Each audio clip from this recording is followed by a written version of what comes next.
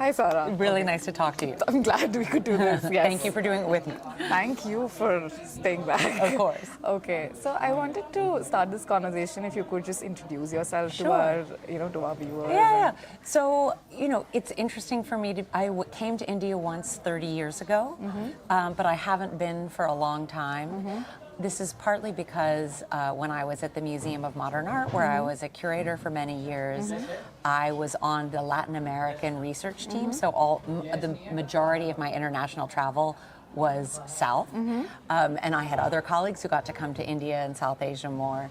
So for me, it's really thrilling to get to come back here now as executive director of Aperture. Aperture has a trustee from India who's helped bring me here and has actually been instrumental in Photo South Asia. So that's partly why I'm here. But also he and I and my colleagues at Aperture are interested in having an international conversation. So we do this through city issues of the magazine, including one on Delhi from 2021. And in thinking through, we actually did a book of Sunil Gupta's writing not that long ago that my colleague Brendan Emser edited. And so the questions of sort of conversations around photography internationally are ones that are of real interest to us. And a huge part of how you have those conversations is you have to travel. Or you get to travel, I guess, is really. No, so when you say these international, you're more interested in the international, setup and artists. Like, what are the few things that you think have not received the attention yet, and you might want to work on certain themes or with certain artists? Well, okay. Because with this international scenario, a lot of it gets, especially with South Asia, which is such a dense and it's such a interesting landscape, with economics of caste and class and gender. I'm just curious as to what does representation or showing of international artists look like in that scenario? Well, I think actually Aperture does it best, and in general I think the field does it best when you delve into the individual practices. So I find that otherwise when you try and make these sweeping generalizations, and it's true, it doesn't matter whether you're looking at Latin America or South Asia or even the United States, the conversations are more interesting when they're anchored in individual practices. And so for me, let's just take, I'm giving a talk on Tuesday, and I'm talking about photography and art and museums and amateur practices. And it's really interesting to think about amateur practices. So maybe that's not an example of a specific individual, but a movement after, let's say, the amateur practices, of course, are age old. There were camera clubs in India the same way there were in Great Britain and the United States and elsewhere. I had worked when I was at MoMA about a group of Brazilian amateur photographers, and it was fascinating that the networks in which they operated were also active here. So they were sending their pictures around the country, around the world, even in the 1950s. So I guess what I think is interesting about being here is the opportunity to use, let's say, that summer 21 issue of Aperture magazine as a springboard for really saying, okay, these people, there's this Illustrated India Weekly, I think that's the name of it, which was a wildly popular magazine that was both bringing forward all different corners of South Asian culture and encouraging these amateur practices, but through that very particular lens.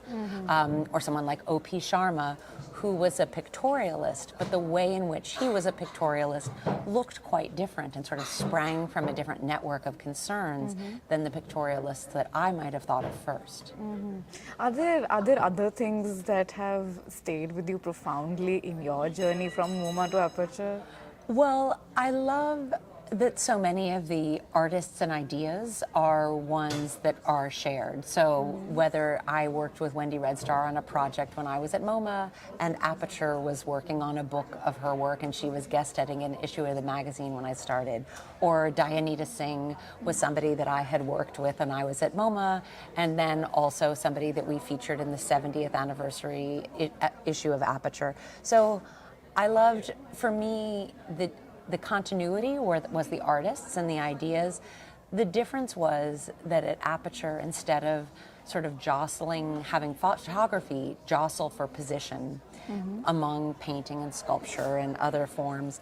You sort of put photography in the middle and you watch the conversation blossom from there, and you really nurture that, but from a photographic center. And to me, that's what felt most different and most rewarding about coming to Aperture. Was you don't need to apologize. You know, I was talking to someone earlier and I was asking them, I said, well, are you all artists? And they said, well, we're photographers. We hope to be artists.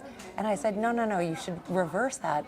If you're photographers, you're already tapped into the biggest, most important conversations that could be happening within the art world and beyond. And to me, that's what's so exciting about photography. It's not, somebody's not just a photographer. Dorothea Lange was one of Aperture's founders, and she insisted that she was a photographer, not an artist, because she thought that being an artist meant that her concerns were too rarefied or too circumscribed. And she was interested in engaging with the world through photography. And I think, to me, I love being at Aperture for that reason. It's like you begin with that, and it doesn't mean that we at Aperture aren't interested in all of the different ways in which photography infiltrates social questions, environmental questions, questions of personal history that came up today so much. But the idea of allow the conversation to begin with photography, but without apology, I think is really thrilling. Right. Right, reminds me so much of today's talk, where about fiction, non-fiction, art, photography, what all is possible. And I think in some ways, there was I think actually photography teaches you how to navigate not just binaries, but actual nuance. So, photography isn't like black and white, even when you call it black and white. It has these infinite shades, and I think that the people who spend the most time thinking about photographs are the ones who are actually best equipped to go out into the world and help introduce those ideas of understanding difference, of navigating these conflicting truths. And these are things that happen so effectively through photography that if you allow that to lead, you're really ending up in a better place.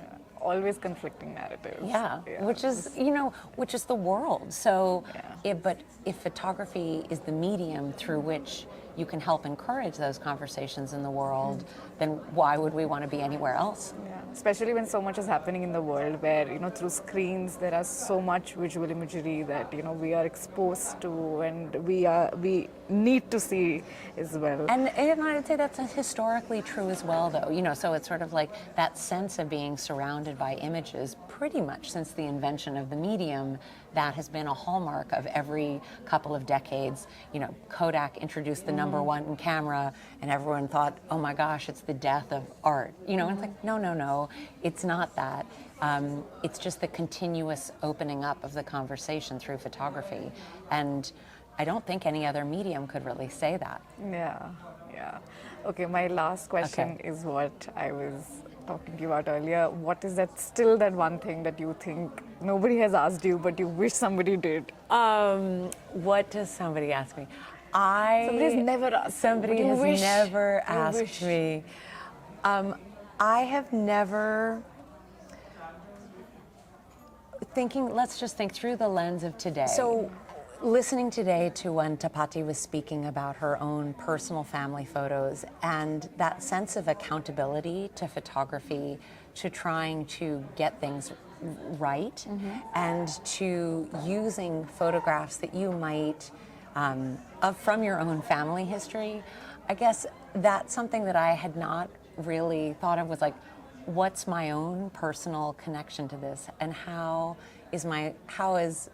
can I use photography as a way of helping? Like in my family, I always trust that to my uncle because he's sort of the family photographer, the family archivist.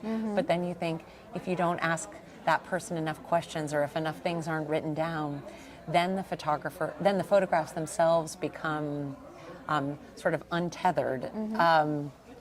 But can I just say, I actually think the interview would be better if we ended on the previous question.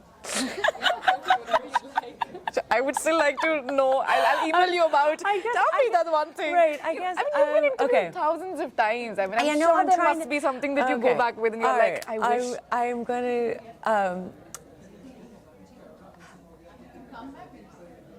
I get okay. The one thing actually, okay, ready? A different answer, so just X all that out. I think so, and whether it's brought in here, what a struggle this was. It is hard to think. Also, I think because I sometimes blur the public and the private way of thinking about these things, and so I'm naturally an open person, but it doesn't necessarily mean that I'm always saying. I'm also conscious of who I'm speaking to. But the one thing that I may have never actually gotten to say, and it feels important today because I just met two people who took the course Seeing Through Photographs that's on Coursera that I did when I was at MoMA. And I guess I've never really gotten to say out loud how much that course and the community that developed through it meant and means to me in my professional practice. I'm always meeting people out there in the world who, they say, "Are you Sarah Meister?" Because they took this course and they feel like they know me, and on some level I feel like I know them. And I think it points to this incredible sense of, or possibility for connection through photography, how photography encourages empathy. And I'll just forever be grateful for having gotten to do that course, because now, it was 8 years ago that we were recording those things, and other than a slightly better haircut or whatever, it's like it was really unscripted, and so a lot of times I watch some of those things and I'm like, oh gosh, I can't believe I said that. I'm not even sure it's true. Yeah. But when you get to connect with that community, and the way that we're doing that at Aperture is this Aperture Photo Book Club, which feels a little bit the same way. It feels a little bit like, hey, let's have a conversation together. Let's really learn something about, and for the Photo Book Club, let's learn something about the medium through this wonderful democratic form that is its own art form, and it actually in itself is like an invitation like nothing else. So. And so much is happening in the photo book. Oh my so God. much. Right. Well, and to me, actually, that's something I understood on sort of an intellectual level at MoMA. So I was thinking about Dorothea Lange's An American Exodus, thinking about Robert Frank, The Americans, or Walker Evans' American Photographs. But one of the things that I had admired about Aperture from the outside, and now I love being a part of it from the inside, is like, there is no conversation about photography, especially in the last 15 years, that isn't also engaging with photo books. And that's really like opened up doors in my thinking in a way that's really changed from when I was a curator and was really thinking about sort of objects and collecting and things like that. And the way the photo books are, it feels a little more democratic in an appealing way.